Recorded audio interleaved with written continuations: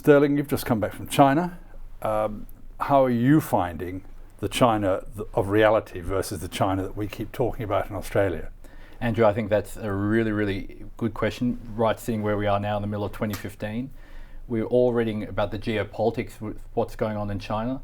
But from a market's point of view, that market obviously is very strong at the moment.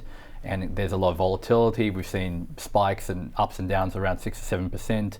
But I have some very, very bullish views about the Chinese market, and I'll explain why. Well, I guess the classic question from Australia is always, is the demand for iron ore suddenly going to drop through the floor, or is it likely to change but still stay fairly strong?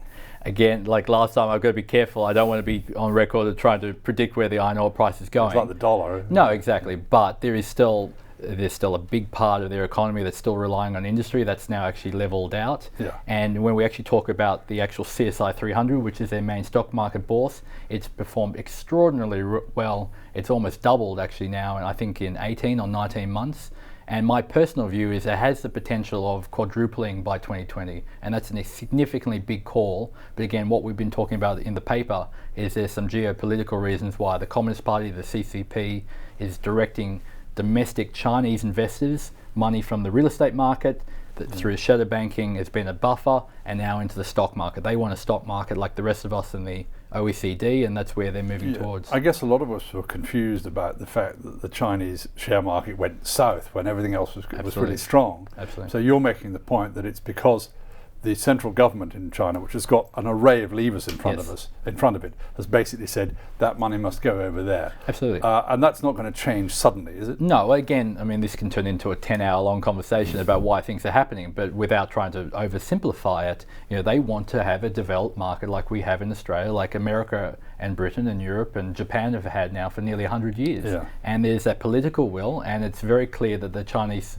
Party is opening a new gate towards investment towards capital markets, and in China that means the CSI 300. And that essentially will greatly increase the size of the Chinese middle class, I assume. Absolutely. I mean, again, got to be very careful on public record here. There's going to be a lot of volatility. We'll see, even last night we saw the market go down 7% just through a small news announcement. Clearly, it's not going to be a nice, float upwards to that level. But there is significant political and just fundamental economic reasons why that market is moving in the direction it is. Now, can we talk about Japan? Yes. I realise that it doesn't move in lockstep with China at all, but there's a lot of people recommending Japan. Yes. There they are. They've pushed down the value of their currency very significantly. Is Abenomics working?